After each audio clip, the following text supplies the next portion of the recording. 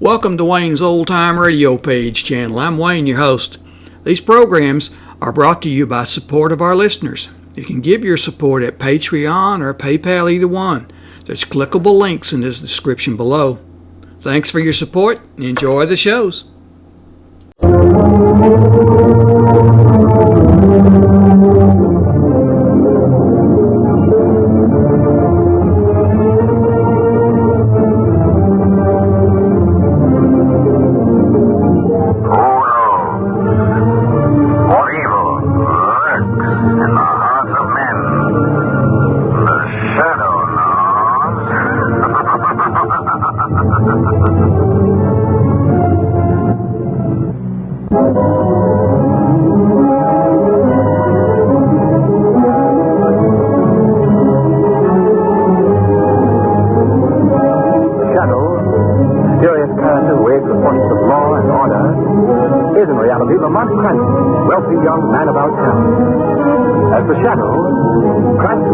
Hypnotic power to cloud men's minds so that they cannot see him. Cranston's friend and companion, the lovely Margot Lane, is the only person who knows to whom the voice of the invisible Shadow belongs. Today's story, The Voice of Death.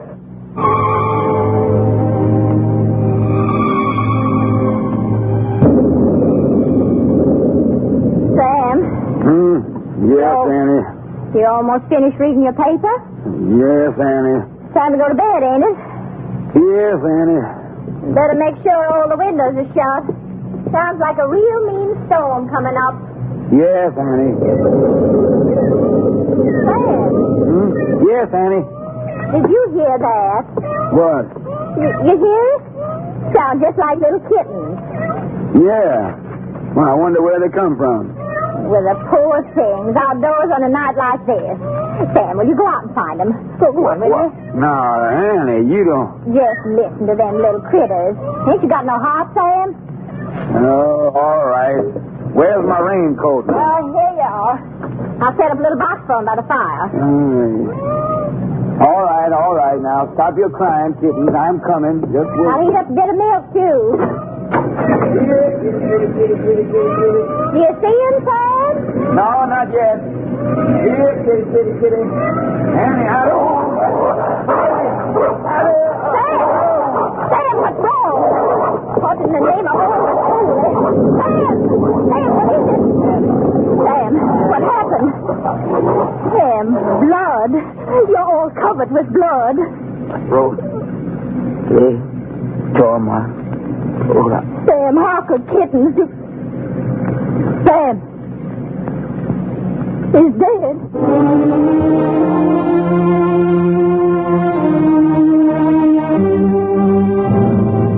Well, I must say, Lamont, that we picked a fine day to go visiting.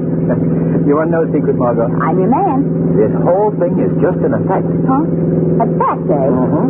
People always look for a mysterious atmosphere in the Louisiana bayou, so Mother Nature very obligingly provides for them. Oh, I see. Well, I must say that sunshine wouldn't make a great deal of difference. I don't see how it could ever penetrate those moss-laden trees. Much further to go, Lamont? I don't think so. Arthur told me the house was exactly 5 miles from that last bridge. Why in the world would anyone want to live way off like this? Well, the house has been in Arthur Whittington's family for many, many years, and Arthur, being a rather peculiar chap, I don't suppose it bothers him in the least. No. Forgive me for appearing dull, but I don't get it. Well, Margot, it's a long story. It began in college when we took a medical course together. I guess I was the only person in the whole school who really understood him. And why was that? Well, Arthur was a brilliant student, but he was also a highly sensitive lad, always imagining that people were making fun of him, laughing at him behind his back. Was there any reason for that? Well, yes, there was. It was his voice. He had the harshest-sounding voice I'd ever heard. It cracked, it rasped, it did everything that a voice shouldn't do. Really? In fact, it was his voice that made him leave medical school. I don't follow you, Lamont. Well, it all happened one day in class. Arthur had prepared a paper, an excellent paper that he had to read aloud to the student body. Gentlemen, please. You may proceed, Mr. Whittington. Mr. Whittington, where are you going? Wait, why are you leaving the classroom? Well, he threw down his paper and walked right out of the room.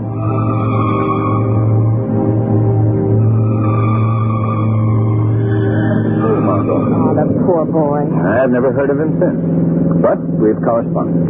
And then, as you know, when he learned that we were down here in Louisiana fishing, he got in touch with me and invited us out to see him. Well, that goes a long way toward explaining his living out here so far from civilization. You know, he still must be sensitive about that horrible voice. Yes, I'm sure he is. But remember, we mustn't do anything to call attention to it. Oh, heavens, no, I wouldn't. Come on, there's something right ahead on the road. Yes, Margie, yes, I see it. Yeah. This rain on the windshield is hard to... Wait. It's some sort of a fence. Well, it looks like we've reached the end of the line, and not a house in sight. No. And there seems to be a sign on it. We better get out and investigate. Button up that raincoat, Margot. Oh, don't worry. Yeah. It's getting so dark you can hardly make the sign out. Here's your flashlight, Lamont. Oh, thank you. There we are. Whittington Hall. Keep out. That's a nice welcome. Oh, I'm sure that doesn't mean that. Well, looks like we'll have to walk down this path to get to the house. I think I can just see it through the trees. Lamont, did you hear that? Yes. Sounds like little kittens. Oh, the poor things out in weather like this. I'm going to find them. They seem to be under that bush. Here, kitty, kitty, kitty, kitty. Margot, you'll get so climbing around in that underbrush. Well, I have them, just... Margot! Margot, what in the neck? Dog, giant dog! Get down, you! Get down! Get down! Run for it, Margot! There's trouble back there! Get down, you! Get out! There. They're running away. Margot, you all right? Yes, I guess so. They didn't hurt you? No, one of them ripped my coat, that's all. Come on, I don't understand. They sounded like little kittens. Yes, I know. Oh, what do you make of it, Lamont? I don't know. But one thing is certain. We're going back to the car and get my revolver.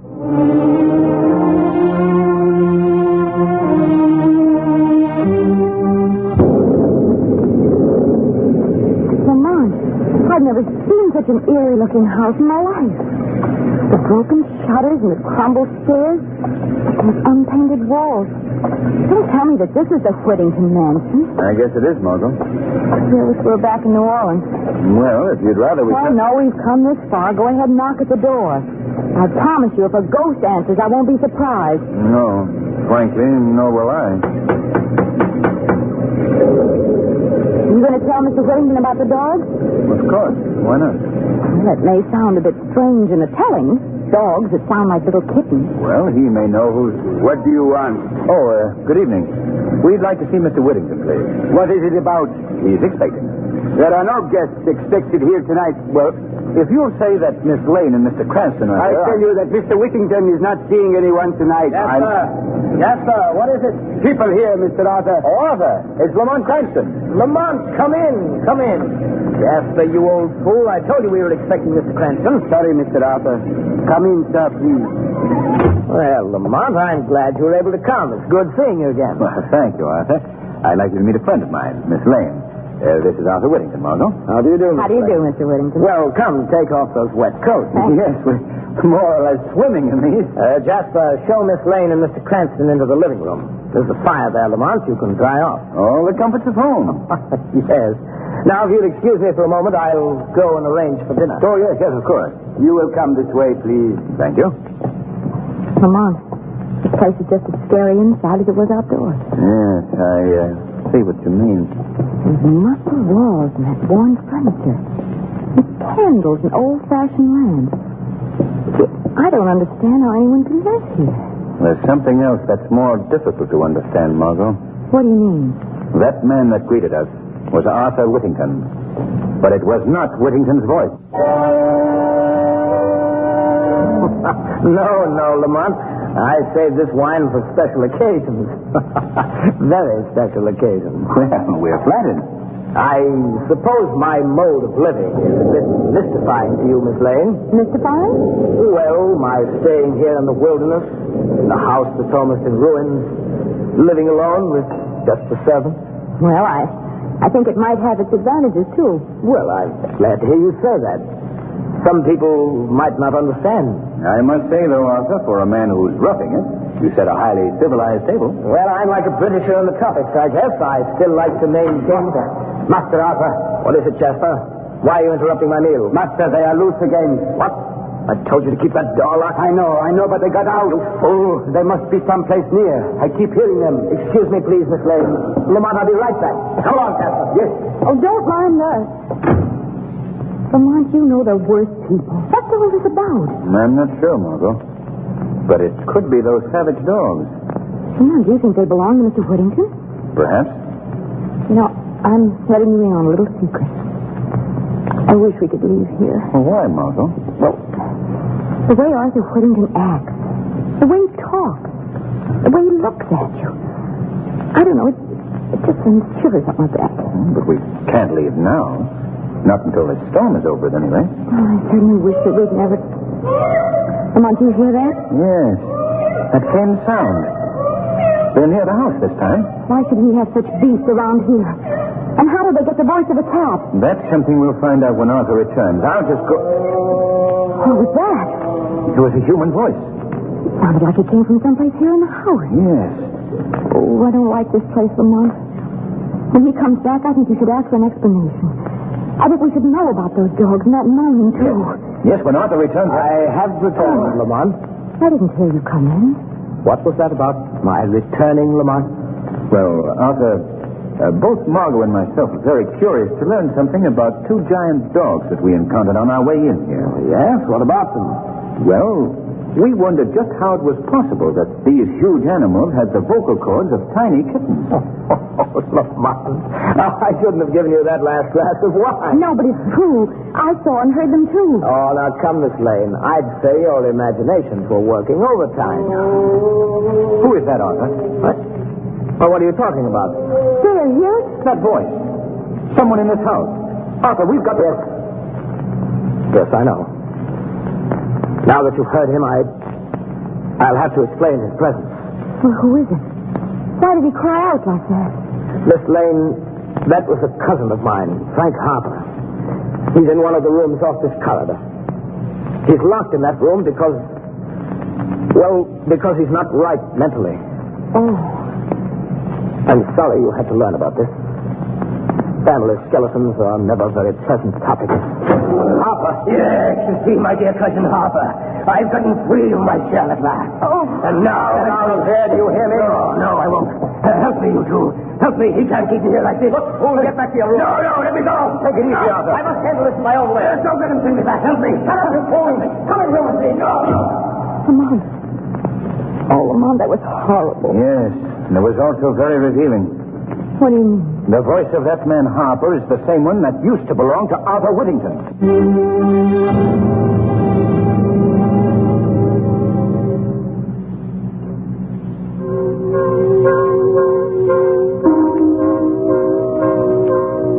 Lamont, what does all this mean? I don't know yet, Margot. Some way, somehow, that poor creature that rushed in here has been given Whittington's voice. Listen, the animals again. Yes. They're part of this thing, too. This mix-up of voices. Oh, Lamont, I wish we could leave here right now. We can't go now, Margot. Not until we learn what's behind all this. Lamont, what's happening up there? Sounds as if Harper's being beaten. Come on, Margot. We're going to that room. What are you going to do? I want to talk to that boy. Quietly, Margot. We must get down the hall without Whittington hearing us.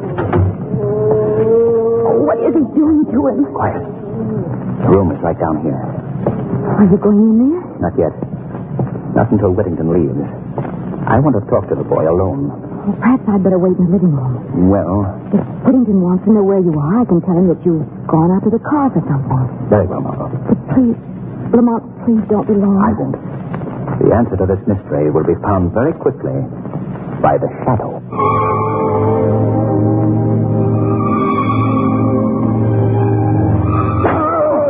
That'll teach you not to go running around this house. Now you stay here and be quiet, understand? See that you obey me in the future. Good night, my dear cousin.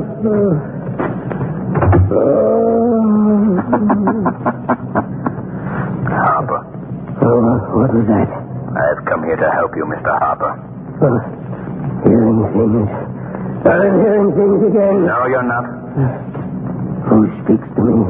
I am called the Shadow. I see no one. I'm standing right here beside you. But you can't see me because I've used my hypnotic power to cloud your vision. I don't understand. Listen to me, Harper.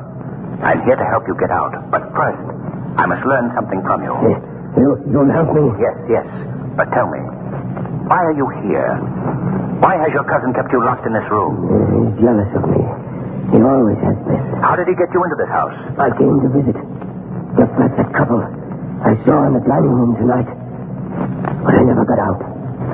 They never will either. Why do you say that? He will use them just as he used me. For his devilish work. Why was your cousin jealous of you? My voice. Yes? What about your voice? I used to have the voice that Arthur has now. I knew it. What did he do? How did he accomplish this transference? Came to my house one night. Had dinner. I felt drowsy. I'd been drugged. Yes? Then what happened? Well, when I came to, I was in his laboratory. He has a laboratory here in the house? Yes. I was strapped to a table. I fought to get loose, but it wasn't any use. Then he clamped an ether cone on my face. I passed out. And when you came to? When I came to, it must have been days later. I had his voice, this horrible voice of his, and he had mine. And you've been kept prisoner here ever since? Yes, always in this cell. In this same cell. Even the dogs get out, those savage dogs that he gave the voices of little kittens. Oh, I see. That accounts for the dog. Well, I promise you this, Mr. Harper. You shall be free to leave this cell of yours after tonight.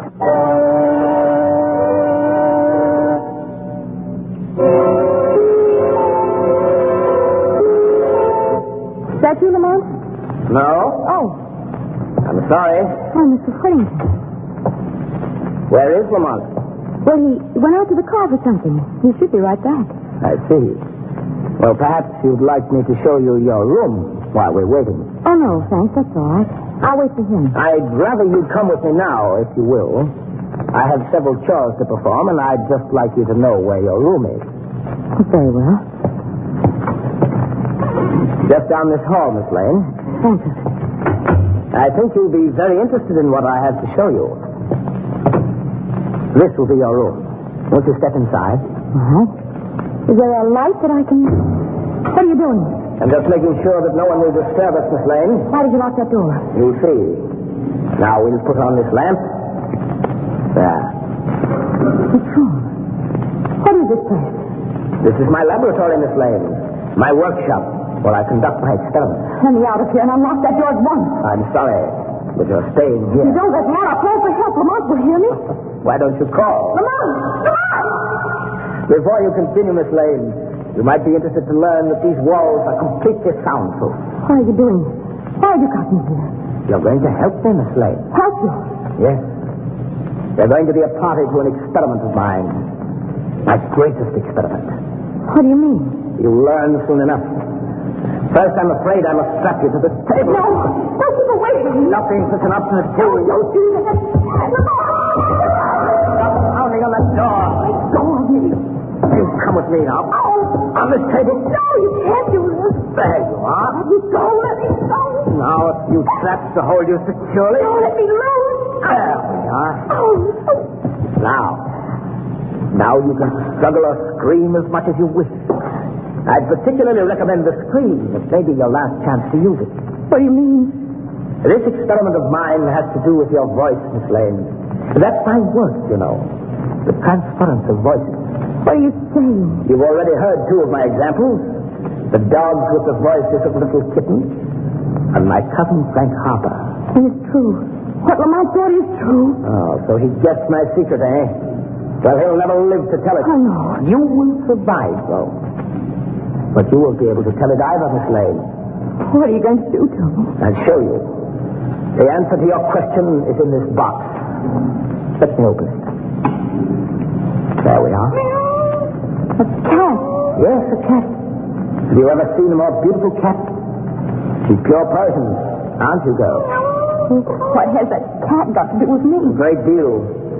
And giving her your vocal cords. No. Now, you don't know what you're doing. You're mad. Not at all. I merely have a great hatred, Miss Lane, for the entire human race.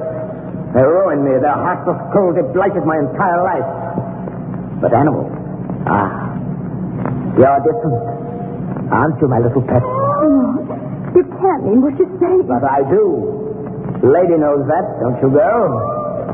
She knows that after tonight, we'll be able to converse. Be able to tell one another all the things that we've kept stored up. You can't do this. And you, Miss Lane, as befits your sex, you will have the vocal cords of a cat. No. Now I think we can proceed with these. No, keep away. There will be no pain. Miss Ether will take care of that. Are you ready? No, please. No, she isn't ready, Mr. Whittington. Who is that? Who spoke? I spoke to you. Who are you? I am called the Shadow. Don't try to find me. I've made myself quite invisible to your eyes. What are you doing here? Why are you interrupting my work? I've come to put an end to your work. I'm here to free that young woman. Oh, no, you won't. I'm not frightened by someone I can't even see. Put down that ether. I'm going ahead with my work. You may not be able to see me, Mr. Whittington, but I think you'll feel this. Why, you... Now I'm releasing this girl, and then I'm holding you until I can get the police out here. They'll be very interested in your experiment. You think you can keep me here, do you? The light, put out the light. Now, Mr. Shadow, I am invisible too, and I'm getting out here right now. Stop him. He's going through those things and Come back here, Whittington. Come and get me, Shadow! Come on, Margot. He's not getting away. Here he is crossing the lawn. He's evidently trying to get to our car. Look, Margot. Those two figures running after Whittington. It's the dogs, the giant dogs. They're chasing him, Lamont. Oh, they're tearing the pieces. Whittington, the car. Oh, Lamont, you have to do something for him. I'm doing something for you, Margot. They'll have to survive you. Quick, back to the house. Oh, they're coming back, Lamont. I'll never say. All right, you stand still, Margot. I'll take care of them.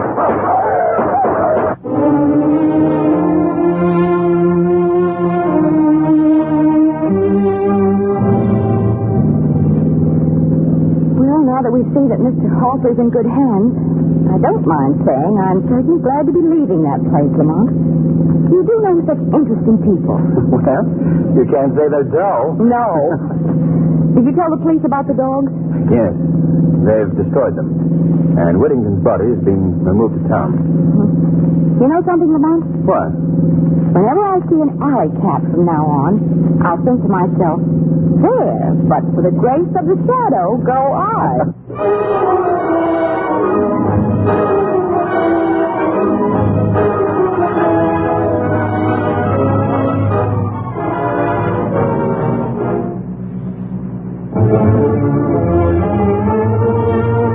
Weed of crime. There's bitter fruit. Crime does not pay. The Shadow knows.